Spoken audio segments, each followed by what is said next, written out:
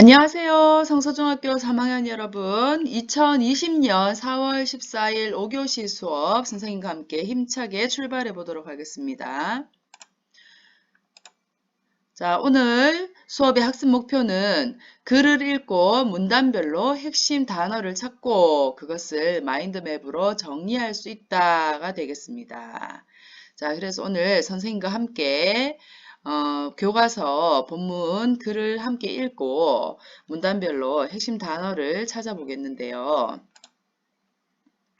자, 여러분, 한 편의 글은 우리가 글을 만났을 때 글이 한 덩어리로 길게 우리 눈에 딱 보이지만 그 글을 쭈루루룩 읽고 나서 그 내용을 모두 다 기억하고 그 내용의 세세한 부분들을 모두 우리가 받아들일 수는 없어요. 인간의 뇌는 한계가 있기 때문에 한 편의 글을 볼 때에도 중요한 내용과 덜 중요한 내용을 구분을 해서 중요한 내용을 요약 정리해서 머릿속에 딱 집어넣어야 그 글이 정리가 되고 기억도 오래가고 남에게 전달할 수 있게 되는 거예요.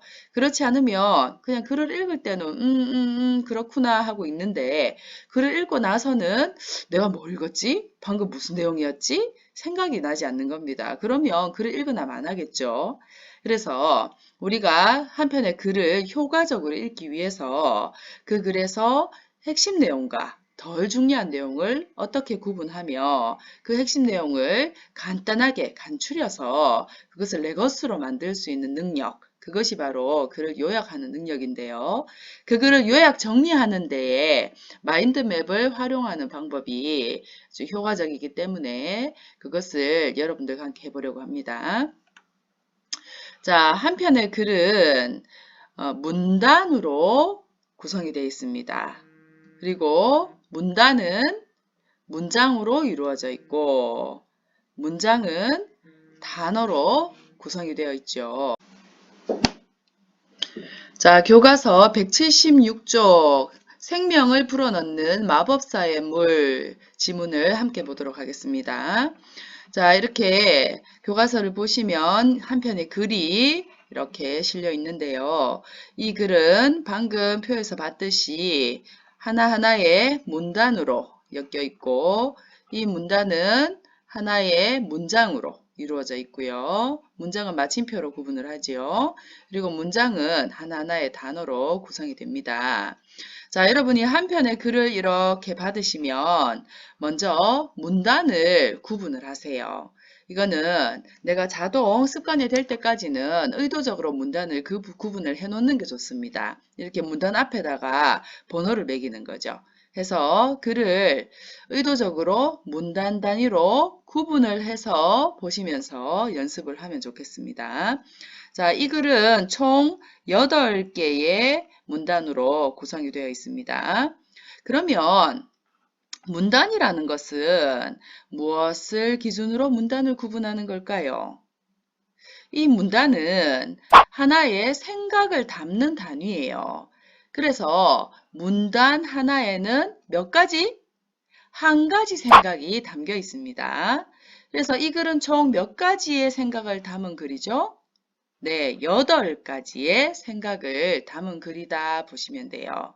그러면 한 문단에 한 가지의 생각씩이니까 여러분은 글을 읽을 때 한 문단을 읽고 방금 내가 읽은 문단의 핵심 내용이 무엇인지 살짝 정리를 하고 지나가시는 겁니다.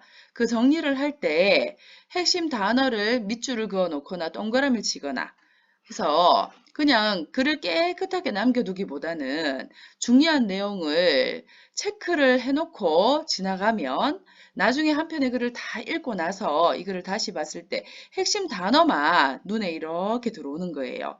그러면 그 핵심 단어를 중심으로 해서 이 글의 내용을 내 머릿속에서 정리를 하면 되는 것이죠. 자, 그러면 선생님과 함께 글을 읽어보도록 하겠습니다. 첫 번째 단락입니다. 영국 왕립학회의 모토는 다른 사람의 이야기를 그대로 믿지 말라입니다. 탐구한다는 것은 사람들이 철석같이 믿고 있는 사실을 당연하게 받아들이지 않고 의심하는 일을 뜻합니다. 자, 여기에서 핵심 단어는 뭘까요? 탐구한다는 것은 무엇이냐? 탐구한다는 것은 사람들이 철석같이 믿고 있는 거를 의심하는 거래요. 어? 이거는 우리가 평소에 생각해보지 않았던 새로운 사실 아닙니까? 사람들이 철석까지 믿고 있는 거를 당연히 진실이라고 받아들이지, 그건 틀린 걸 거야.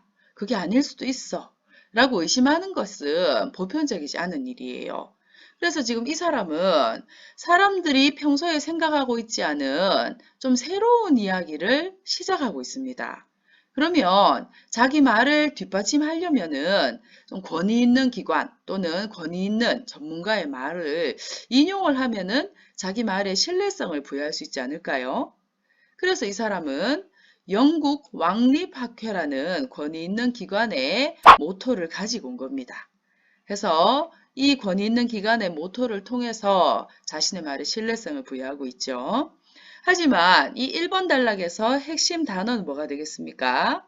그렇죠. 탐구한다는 것이 무엇이냐? 탐구한다는 것. 이것이 핵심 단어라고 할 수 있죠.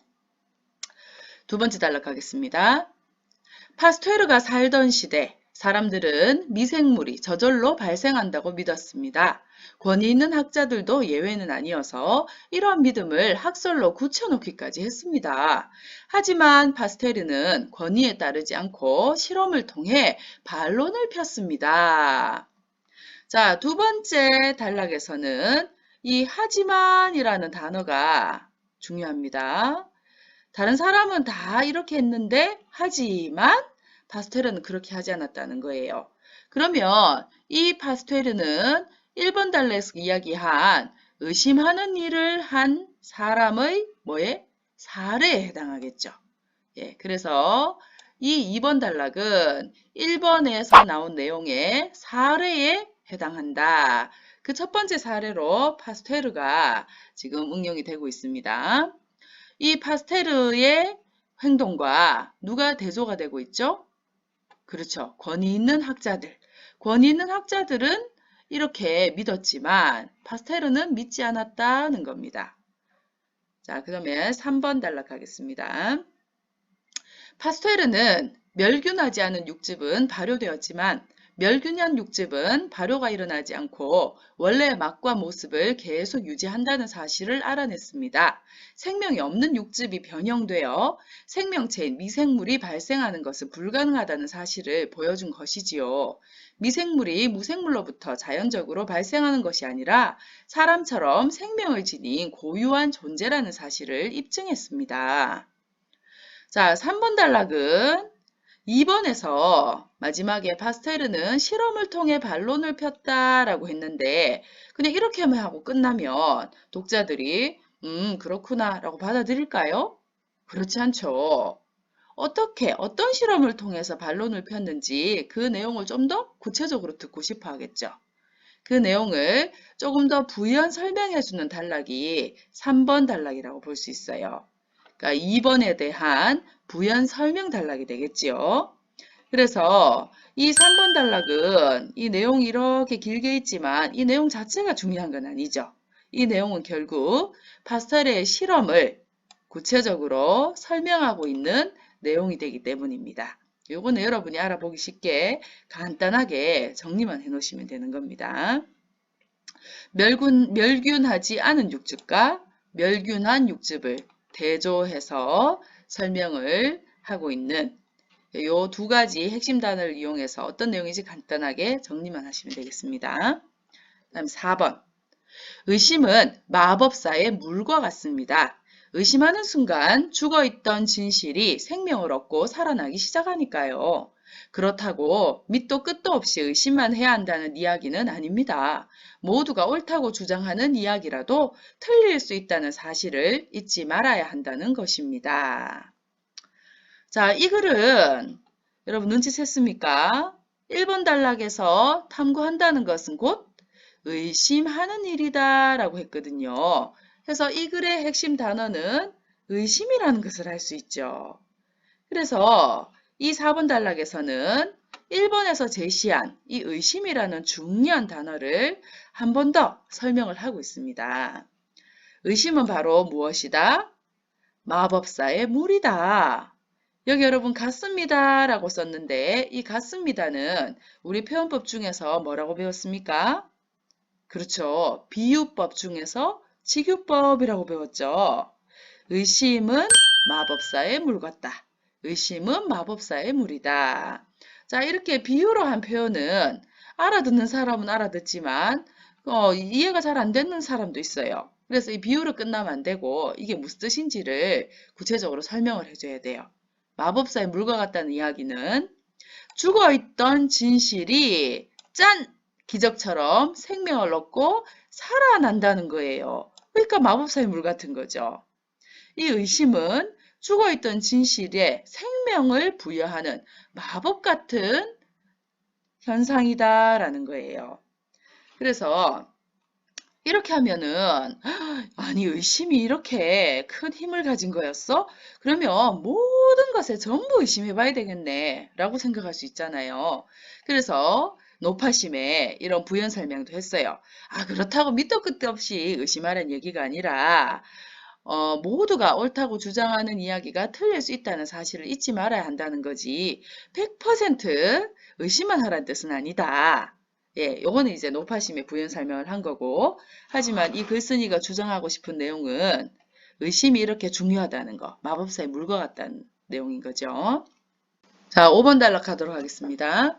우리 주위에는 당연한 상식이 되어 우리의 생각을 지배하고 있는 믿음들이 있습니다. 여러분은 텔레비전에서, 교과서에서, 어른들의 이야기에서 이를 하나 둘씩 받아들입니다. 하지만 그 믿음이 모두 진실일까요? 자, 글쓴이는 앞에서 의심에 대한 중요성, 이 의심이 탐구하는 데 매우 중요한 요소라는 것을 설명했어요. 하지만 이것이 나와는 상관없는 이야기일 수 있잖아요. 그래서 이 글쓴이는 이것을 이 글을 읽는 독자들에게 적용시키고 있습니다. 여러분도 한번 생각해 보라는 거죠. 여러분은 평소에 어떻게 살고 있나요? 라는 질문이에요. 자, 그래서 진실일까요? 라고 이렇게 문제 제기를 해서 독자들이 자신을 돌아보게 만들고 있습니다. 6번. 자유낙하를 하는 두 물체 중 더 무거운 것이 더 빨리 땅에 떨어진다. 아리스토텔레스는 이렇게 주장하고 대부분의 사람은 이 주장을 별 의심 없이 받아들였습니다. 하지만 갈릴레이는 이 주장에 의문을 품었습니다. 그리고 여러 번의 실험으로 모든 물체는 그 무게와 관계없이 똑같은 속도로 자유낙하한다는 사실을 증명해냈습니다. 자, 이 6번 단락은 몇 번 단락이랑 유사하죠? 네, 앞에 나온 2번, 3번 단락과 유사하죠. 2번, 3번에서 파스토리의 사례를 통해서 자신의 주장을 근거, 뒷받침하고 있잖아요. 여기서도 아리스토텔레스와 대조되는 누구?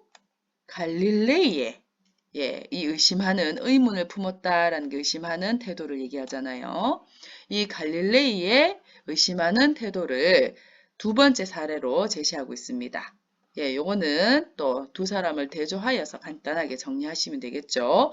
이 두 사람이 무엇에서 행동의 차이점을 보이고 있습니까? 그렇죠. 자유낙하 하는 물체의 이 속도에 대해서 차이점을 보이고 있죠. 요거는 여러분이 간단하게 정리를 하시면 되겠습니다. 7번. 코페르니쿠스 역시 누구나 믿고 따르던 프톨레마이노스의 생각, 즉 우주의 중심이 지구라는 생각에 의심을 품었습니다. 그리고 지구가 태양을 중심으로 돈다는 지동설을 주장했습니다. 네, 이것도 방금 6번 그리고 2번, 3번 단락과 같은 성격의 단락이죠. 사례, 세 번째 사례가 되겠죠. 코페르니쿠스 우주의 중심이 지구라는 생각에 역시 뭐를 품었다? 의심을 품었다. 네. 그래서 이렇게 의심을 품어서 기존의 생각을 뒤집어 엎은 새로운 사실을 발견한 사례는 얼마든지 더 집어넣을 수가 있는 거예요. 이 글에서는 이렇게 세 가지의 사례를 넣고 있습니다. 자, 마지막 8번.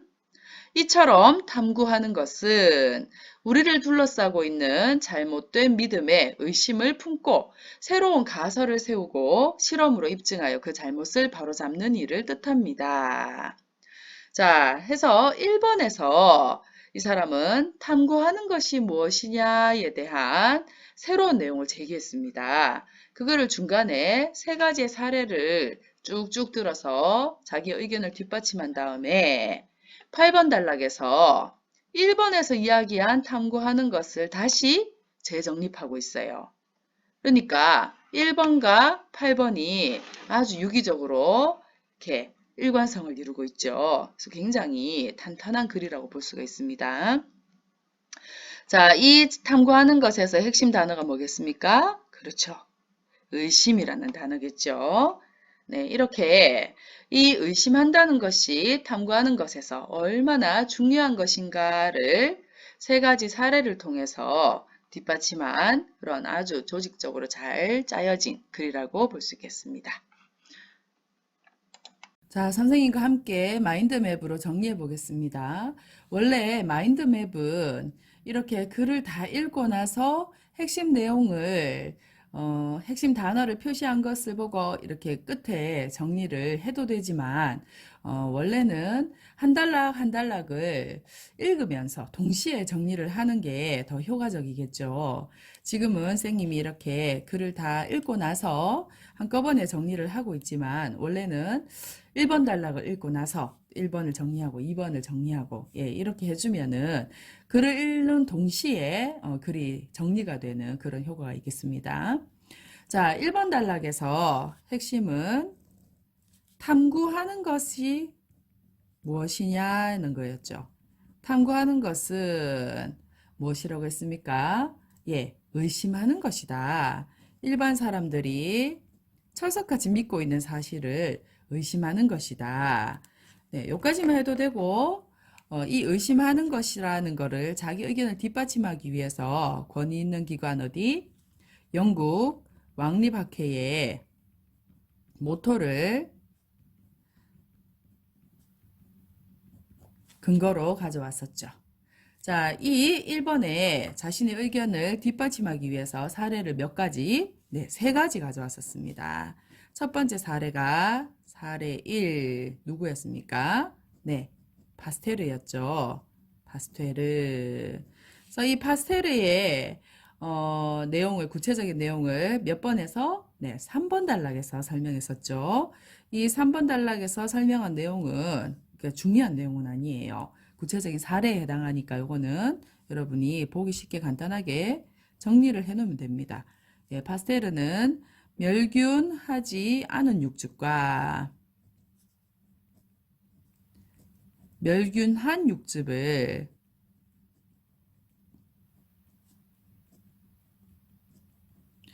대조해서 실험을 했더니 기존의 미생물에 대한 관점이 일반 학자들과 달랐다는 거죠. 예, 그래서 파스테르와 대조적인 인물들은 누구였습니까? 네, 일반 권위 있는 학자들이었죠. 네. 자, 다음에 4번 단락에서 이 의심하는 것에 대해서 다시 보충 설명을 했었어요. 자, 이 의심하는 것에 의심은 무엇이다? 정의를 내리고 있었죠. 의심은 무엇이라고 했습니까? 예, 마법사의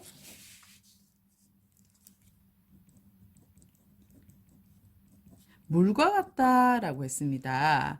그러면 마법사의 물은 지금 비교가 되고 비유가 되고 있으니까 이 비유한 내용은 좀 설명을 해줘야 되죠. 그 내용은 죽어있던 진실이 생명을 얻고 살아난다라는 거였어요.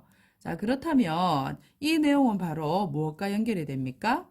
예, 우리 글의 제목이 어떻게 이렇게 달렸는지 제목에 대한 설명을 해주는 내용이 되겠습니다. 자, 그 다음에 5번 단락에서는 그 믿음이 모두 진실일까요? 라고 해서 독자들에게 문제 제기를 하고 있죠. 여러분들도 한번 자신을 돌아봐라. 당신이 어떻게 살고 있는지, 어떻게 사고하는지 한번 되돌아봐라. 예, 요거는 문제 제기 정도로 그냥 넘어가겠습니다. 그리고 6번에서는 이 사례 1에 이어서 사례 2, 갈릴레이의 사례가 나오고 있죠. 갈릴레이는 누구와 대조되는 존재였습니까? 그렇죠. 아리스토텔레스와 대조되는 존재였죠. 그래서 자유낙하에 대해서 갈릴레이는 이 두 사람은 자유낙하에 대해서 갈릴레이는 자유낙하가 아리스토텔레스가 기존에 권위 있는 지식에 해당하겠죠. 의문을 품지 않고 두 물체 중에 더 무거운 것이 더 빨리 떨어진다라고 당연하게 생각을 했는데 갈릴레이가 실험을 통해서 그게 아니다. 똑같은 속도로 낙하한다는 것을 증명해냈습니다. 예, 갈릴레이가 똑같은 속도라는 것을 알게 됐고 아리스토텔레스는 무거운 것이 빨리 떨어진다라고 생각했죠. 그런데 이것은 구체적인 내용이기 때문에 그게 중요하지 않아요. 이거는 정리하지 않아도 상관이 없습니다. 예, 이것이 핵심 내용이죠. 그 다음에 7번 단락에서 사례 세 번째 누굽니까? 코페르니쿠스. 네. 역시 의심을 품고 기존의 생각을 뒤집어서 지동설이라는 새로운 학설을 발견하게 된 학자지요. 자, 이렇게 마지막 8번 결론이죠. 탐구하는 것은 의심을 품는 것이다 라고 해서 결론을 내고 있습니다. 네. 이 1번에 서론에서 제시한 의심을 하나, 둘, 세 가지 사례를 통해서 결론으로 완성짓고 있는 아주 조직적인 글이라고 볼 수 있겠습니다.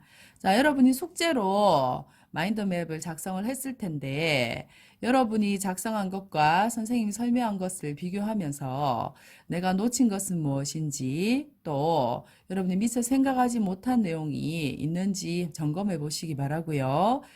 여러분 중에 선생님보다 훨씬 구조적으로 잘 정리한 학생도 있을 거라고 선생님은 생각합니다. 자, 여러분이 올해 이제 중3인데 내년에 고등학생이 되면 이렇게 모의고사를 치게 됩니다. 우리 학생들이 대학을 가기 위해서 수능시험을 보잖아요. 그 수능시험을 연습 삼아 쳐보는 시험이 바로 이 모의고사인데요. 요거는 2019학년도 11월 고등학교 1학년 모의고사 문제지가 되겠습니다. 자, 이 문제지를 보시면 1쪽부터